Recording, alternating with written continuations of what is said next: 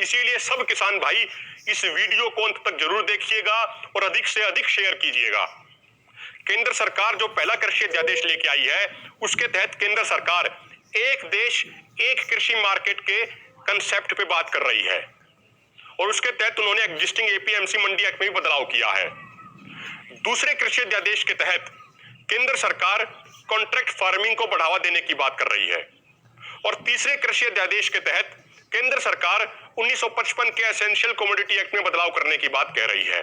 अब ये तीनों अध्यादेश कानून भी बन चुके हैं। अब हम आपको एक एक करके इन कृषि अध्यादेशों को समझाते हैं। पहले कृषि अध्यादेश के तहत केंद्र सरकार एक देश एक कृषि मार्केट के कंसेप्ट में काम करने की बात कह रही है और इसके तहत उन्होंने एग्जिस्टिंग एपीएमसी मंडी एक्ट को बदल दिया है। जहां पहले एपीएमसी मंडी एक्ट के तहत किसानों का माल एपीएमसी मंडियों में ही खरीदा जाता था, अब नए अध्यादेश के तहत कोई भी पैन कार्ड धारक व्यक्ति, कोई कंपनी, कोई सुपरमार्केट, कोई ई मार्केटिंग करने वाली कंपनी किसानों का माल कहीं पे भी खरीद सकते हैं, रोड के ऊपर भी, किसानों के खेत में भी, किसानों को अपनी कंपनी में बुला के भी। और इस नए अध्यादेश के तहत कंपनियों और सुपरमार्केटों को किसानों के माल की पेमेंट 3 दिन के अंदर करनी होगी और यदि किसान व कंपनी के बीच कोई विवाद होता है तो उसका समाधान एसडीएम करेंगे। पहले एसडीएम एक कमेटी बनाएंगे जिसमें किसान भी शामिल होगा और कंपनी का अधिकारी भी शामिल होगा। यदि 30 दिन में वो आपसी बातचीत के जरिए अपना विवाद नहीं सुलझा पाते हैं तो फिर एसडीएम सुनवाई करेंगे और यदि किसान व कंपनी के अधिकारी एसडीएम के आदेश से सहमत नहीं होते हैं तो वो जिला अधिकारी को अपील कर सकते हैं और जिला अधिकारी को 30 दिन के अंदर अपना फैसला सुनाना होगा। अब इस नए कृषि अध्यादेश से किस तरह किसानों को नुकसान होगा, इस बात को समझने के लिए आपको यह समझना होगा कि एपीएमसी मंडी एक्ट क्यों बनाया गया था। किसानों का माल एमएसपी पे खरीदा जाए और किसानों के माल के खरीदने की प्रक्रिया पारदर्शी हो, ये दोनों बातें सुनिश्चित करने के लिए अलग अलग राज्य सरकारों ने अपने अपने राज्यों में एपीएमसी मंडी एक्ट बनाया था। एपीएमसी मंडी एक्ट बनने से पहले जब किसानों का उत्पादन मार्केट में आता था तो उस समय व्यापारी गठजोड़ कर लेते थे और जानबूझ के किसानों के उत्पाद की कीमत गिरा देते थे और किसानों का शोषण करते थे। तो इस चीज को दूर करने के लिए एपीएमसी मंडी एक्ट बनाया गया था। लेकिन यह बात भी सच है कि जिन समस्याओं को दूर करने के लिए एपीएमसी मंडी एक्ट बनाया गया था, समय के साथ साथ एपीएमसी मंडियां उन्हीं समस्याओं का अड्डा बन गई और वहां पे व्यापारियों ने अपना गिरोह बना लिया और वो किसानों का शोषण करने लगे। कागजी और कानूनी तौर पे एपीएमसी मंडियों का कंट्रोल किसानों के हाथ में होना चाहिए, लेकिन वो व्यापारियों का अड्डा बन चुकी हैं। तो एपीएमसी मंडियों में बड़े बदलावों और सुधारों की सख्त जरूरत है, लेकिन बड़े बदलाव और सुधार करने की बजाय केंद्र सरकार एपीएमसी मंडियों को बाईपास करने में लगी हुई है और इस नए कृषि अध्यादेश के जरिए उन्होंने यही किया है। अब इससे किसानों को फायदा होने की बजाय उनकी समस्या और अधिक बढ़ जाएगी और जिस तरह पहले व्यापारी अपना गठजोड़ करके अपना गिरोह बना के किसानों का शोषण करते थे, ठीक उसी तरह किसानों का शोषण होने लग जाएगा। एपीएमसी मंडियों में ढेर सारी समस्याएं हैं, लेकिन उसका एक सबसे बड़ा पॉजिटिव पॉइंट ये है कि इसके तहत सरकारों की जिम्मेदारी और जवाबदेही बनती है कि किसानों का माल एमएसपी पे ही खरीदा जाए।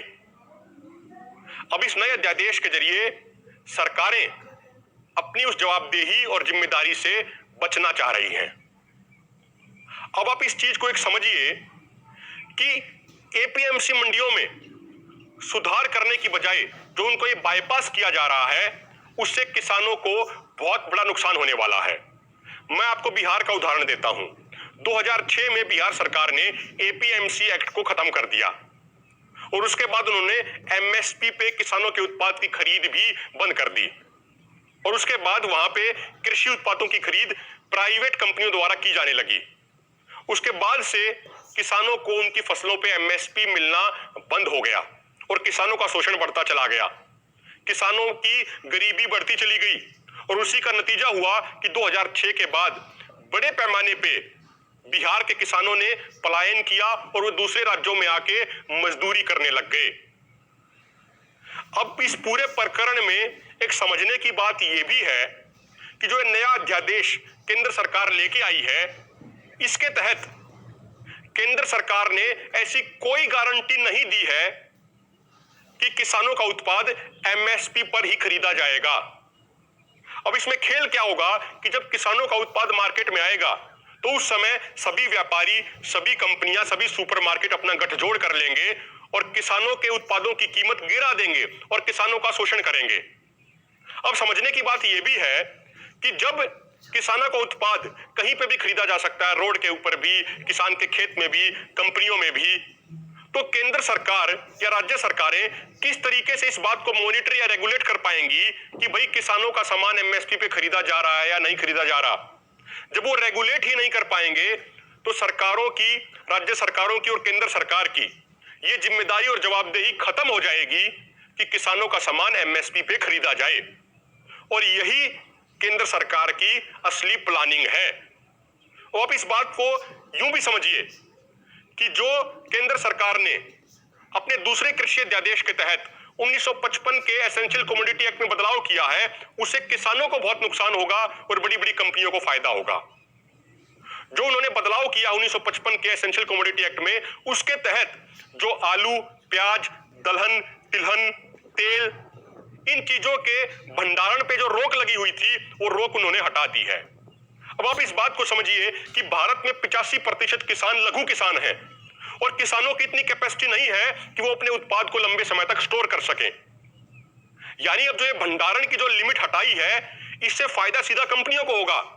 जब किसानों का उत्पाद मार्केट में आएगा, उस समय कंपनियां दाम गिरा देंगी, उनकी कीमत गिरा देंगी, कम दामों पे उन्हें खरीद के अपने बड़े बड़े गोदामों में स्टोर कर लेंगी और बाद में ग्राहकों को बहुत ऊंची कीमतों पे उन्हें बेचेंगी। यानी इससे किसान का भी शोषण होगा और एक आम ग्राहक का भी शोषण होगा।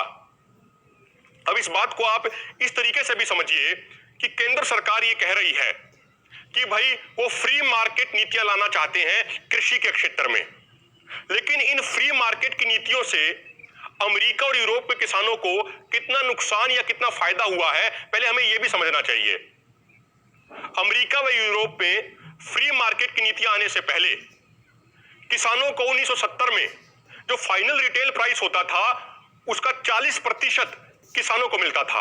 यानी अगर कोई चीज यानी कोई कृषि उत्पाद अगर 100 रुपए में बिकता था वहां पे, तो 40 रुपए किसानों के पास आते थे।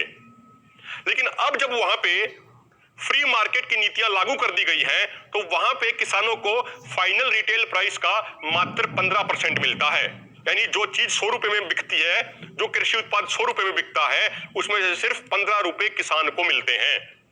यूरोप में फ्री मार्केट पॉलिसियां बहुत समय पहले लागू की गई थी, लेकिन उसके बावजूद वहां पे किसानों को जिंदा रखने के लिए हर साल यूरोप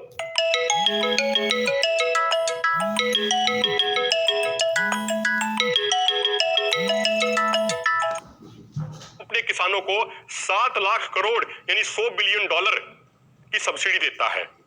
यानी इसका अर्थ यह हुआ कि फ्री मार्केट पॉलिसी से किसानों को कोई फायदा नहीं।